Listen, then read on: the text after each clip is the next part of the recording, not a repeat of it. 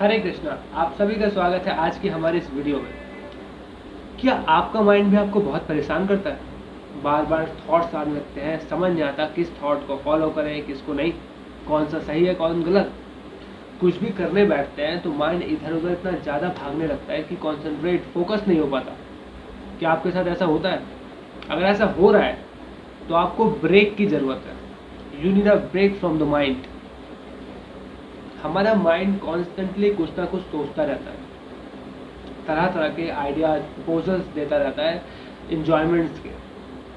Suppose आप studies कर रहे हैं तो आप देख सकते हैं कि माइंड में बहुत थॉट्स आने लगते हैं, बार बार बोलेगा कि ब्रेक लेके थोड़ा घूम के आ सकते हैं, मूवीज़ देख लीजिए, थोड़ा रेस्ट ले लेते हैं, थोड़ा रिलैक्स हो जाते हैं, फिर दोबारा पढ़ाई कर लेंगे, ऐसा कर सकते हैं वैसा कर सकते हैं। तो माइंड हमें बार बार ही हमें परेशान करता रहता है। पर दिक्कत की बात यह है कि एक तो हम माइंड से ऑलरेडी बहुत परेशान है, माइंड में ऑलरेडी बहुत कुछ चल रहा है, और वैसा ही सोसाइटी का आज का कल्चर भी हो गया है कि खुद को कंट्रोल कर पाना बहुत दिक्कत हो गया है। फॉर एग्जांपल, हमारे माइंड में ऑलरेडी बहुत सारे थॉट्स आते हैं एंजॉयमेंट्स के, ऊपर से कल्चर इस तरह के हो गया है कि चीज़ें अवेलेबल बहुत ज़्यादा हैं। फॉर एग्जांपल, आप मोबाइल में देखिए, मोबाइल्स में पहले मोबाइल सिर्फ कॉल्स के लिए होता था। आप देखिए अब मोबाइल में नेटफ्लिक्स आ गया, इंटरनेट है, यूट्यूब है, सोशल नेटवर्किंग साइट्स है, इतनी सारी डिफरेंट किस्म के चैट मैसेंजर्स हैं, ऐप्स हैं, इंस्टाग्राम, फेसबुक, और इतने पावरफुल गेम्स आ गए हैं। जो गेम्स पहले लोग अफोर्ड नहीं कर पाते थे, वो अपने मोबाइल में ही गेम खेल रहे हैं, दिन भर लगे रहते हैं। टिकटॉक है। तो एक तो माइंड में ऑलरेडी इतना कुछ चल रहा है जो डिस्टर्ब करता है, बाहर इतनी सारी चीज़ें अवेलेबल है कि खुद को कंट्रोल कर पाना, उससे बचा पाना बहुत दिक्कत होती है। और ऐसा कोई बड़ी बात नहीं है कि ऐसा आज का कल्चर होता जा रहा है। हम जैसा सोचते हैं वैसा ही करते हैं, और जैसा हम करने लगते हैं वैसा ही कल्चर बन जाता है। तो हम देख सकते हैं कि आज हमने किस तरह का कल्चर क्रिएट कर दिया है। आज का कल्चर हम लोगों ने एग्रेसिवली मटेरियलिस्टिक कल्चर क्रिएट कर दिया। लोगों में पेशेंस नहीं है, लोगों में फ्रस्ट्रेशन बहुत है, सेटिस्फेक्शन नहीं है, चिंताएं बहुत है, गुस्सा बहुत है। और जब कई बार हमें लगता है कि यार शायद हम ज़्यादा कंट्रोल नहीं कर पा रहे अपने माइंड को, माइंड की वजह से हम कुछ भी कर देते हैं, हमें माइंड को कंट्रोल करना सीखना चाहिए, बहुत ज़रूरत है। और जब हम अपने आप को माइंड को कंट्रोल करने वाली प्रैक्टिसेस या स्पिरिचुअल प्रैक्टिसेस करना स्टार्ट करते हैं तो माइंड ऑलरेडी इतना पावरफुल हो गया है कि हम उसको कंट्रोल नहीं कर पाते।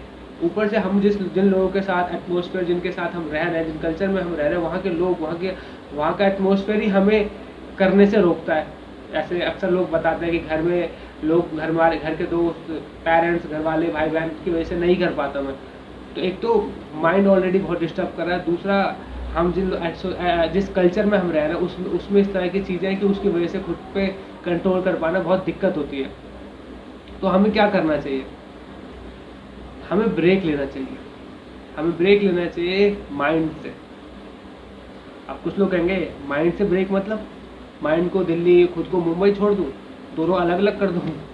ऑफकोर्स दोनों हमेशा साथ ही रहेंगे, तो फिर ब्रेक कैसा? इसको इस तरीके से समझ सकते हैं कि अगर किसी को इंजीनियरिंग कॉलेज करनी है तो वो इंजीनियरिंग कॉलेज में एडमिशन लेगा या फिर मेडिकल? ऑफकोर्स इंजीनियरिंग कॉलेज में एडमिशन लेगा। क्यों? वहाँ पर इंजीनियरिंग पढ़ाने के लिए अच्छे टीचर्स होंगे, कल्चर है, सेम इंटरेस्ट के स्टूडेंट्स हैं जो इंजीनियर बनना चाहते हैं। तो ये एसोसिएशन हमें हेल्प करता है एक अच्छा इंजीनियर बनने में। ठीक उसी तरीके से जब हम सेल्फ डेवलपमेंट की बात करते हैं, सेल्फ कंट्रोल की बात करते हैं, तो जाहिर सी बात है ये सब चीज़ें हमें स्कूल्स में तो सिखाई नहीं जाती। तो हमें ऐसे स्पिरिचुअल ऑर्गेनाइजेशन में अपने आप को एडमिशन कराना चाहिए जहाँ पर ये सब चीज़ें हमें प्रोवाइडेड हो। हमें स्पिरिचुअल मेंटर्स हो जो हमें गाइड करे कि कैसे करना चाहिए। हमारे जैसे सेम इंटरेस्ट के स्टूडेंट्स हो जिनके एसोसिएशन में हमें अकेलापन महसूस ना हो। ऐसा इन्वायरमेंट कल्चर हो जहाँ पर हमारे लिए इजीली हम अपने आप पे सेल्फ कंट्रोल कर सकें। और जब हम स्पिरिचुअल नॉलेज को अपने जीवन में उतारने लगते हैं ना, तो हम देखेंगे कि हाँ, मैं माइंड के अटैक से खुद को बचा पा रहा हूँ। यही एक तरीके से ब्रेक लेना होता है कि हम अपने आप को इस मटेरियलिक कल्चर से ब्रेक लेते हुए अपने आप को स्पिरिचुअल एनवायरनमेंट में डाल रहे हैं। अपने आप को बाहर की चीज़ों में थोड़ा सा डिस्टेंस बनाते हुए अपने आप को स्पिरिचुअली स्ट्रॉन्ग कर रहे हैं, स्पिरिचुअल कल्चर में अपने आप को ज़्यादा इन्वॉल्व कर रहे हैं, स्पिरिचुअल एक्टिविटीज़ में अपने आप को ज़्यादा इन्वॉल्व कर रहे हैं। तो इस तरीके से हम ब्रेक लेते हैं, और जब ब्रेक लेते हैं, जब हमने अपने आप को इंटेलेक्चुअली डिवोशनली भगवान की सेवा में, स्पिरिचुअल प्रैक्टिसेस में एंगेज करते हैं, तो हम माइंड्स के जो अटैक्स होते हैं, डिफरेंट आइडियाज प्रपोजल्स होते हैं जो हमें डिस्टर्ब करते हैं, हम उससे अपने आप को बचा पाते हैं। और जब हम अपने आप को फिजिकली स्पिरिचुअली एंगेज करते हैं, तो हम देखेंगे कि हम ट्रू हैप्पीनेस महसूस कर पा रहे हैं। और हम जब इन स्पिरिचुअल प्रैक्टिसेस को, स्पिरिचुअल नॉलेज को अपने रोज़मर्रा की ज़िंदगी में उतारते हैं और अच्छे से प्रैक्टिस करते हैं, इस पाथ पर और आगे बढ़ते हैं, तो हम परम आनंद का स्वादन करते हैं। हम ट्रू हैप्पीनेस को अपनी लाइफ में हर दिन एक्सपीरियंस कर पाते हैं, जिसकी वजह से हम माइंड्स के अटैक से अपने आप को बचा पाते हैं। जो हमारा कल्चर हो गया है उससे प्रभावित नहीं होते, और हम अपनी लाइफ को बेहतर तरीके से जी पाते हैं।